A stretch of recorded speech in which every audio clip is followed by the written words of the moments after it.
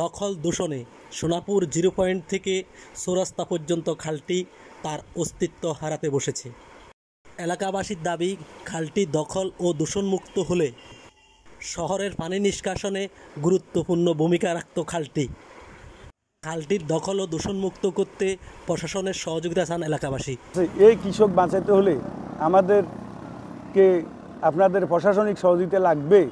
আর এই যে অবৈধ দখলদারদের কারণে আজকের এই সমস্যাগুলো, আমরা মানবাধিকার পরিবেশ বিষয় সাহায্য সংস্থার পক্ষ থেকে ৬ নং ইউনিয়নে আজকে এই খালটা পরিষ্কার করার বিষয়ে উদ্যোগ নিয়েছি। তো আমাদেরকে ইউনিয়ন থেকে সচিবে হেল্প করছে অনেক। তো আমাদের এখানে আমাদের এই ইউনিয়নের সেক্রেটারি এবং আমাদের মানবাধিকার পরিবেশ বিষয় সাহায্য সংস্থার সেক্রেটারি সহ সবাই এবং এলাকার জনগণ ছিল। তো আমরা প্রশাসনের কাছে একটাই দাবি যে খাল পরিষ্কার এবং যে বাঁধগুলো আছে যেন এই বাঁধগুলো কেটে দেওয়া হয়। এলাকার প্রভাবশালীরা বাঁধগুলো কাটতে দেয় না। প্রতিবারে আমি এলাকার অনেক কৃষক আমার কাছে অভিযোগ করছে যে এখানে যে বাঁধটা, বিশেষ করে বাঁধ, আমি প্রশাসনের কাছে বারবার জানিয়েছি যে স্যার এখানে বাঁধগুলি কচুরিপানা প্লাস বাঁধটা যেন কেটে দেওয়া হয়।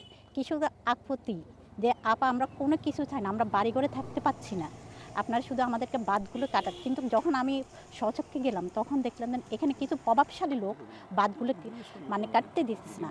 তাই প্রশাসনের কাছে আমার আকুল আবেদন যে তারা যেন বাঁধগুলি কেটে দেয়। কৃষক আছে, এই নোয়াখালী ইউনিয়নটা হলো কৃষক নির্ভরশীল এলাকা।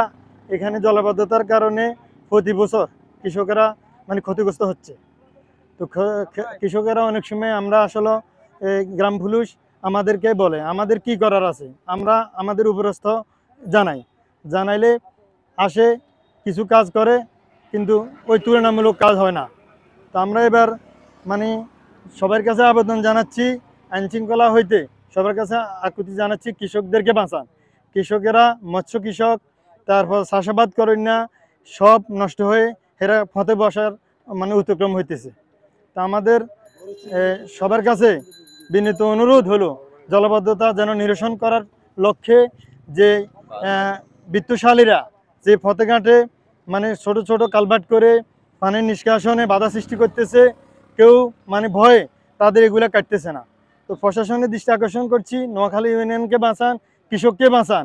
এই জলাবদ্ধতা নিরসনের মানে সকল কাজ যেন দ্রুত করা হয়। এই জলাবদ্ধতা শিকার হইতেছি আমাদের অত্র ইউনিয়নের কৃষকমুখী এলাকা মৎস্যচাষ।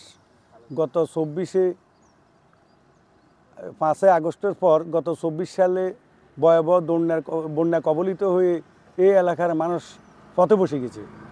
পরবর্তীতে আমরা বিভিন্ন প্রশাসনিক দপ্তরে আমরা লিখিত অভিযোগ করেছি, বিশেষ করে ডিসি মহোদয়ের কাছেও লিখিত অভিযোগ করেছি। আমরা এর প্রতিকার পাইনি।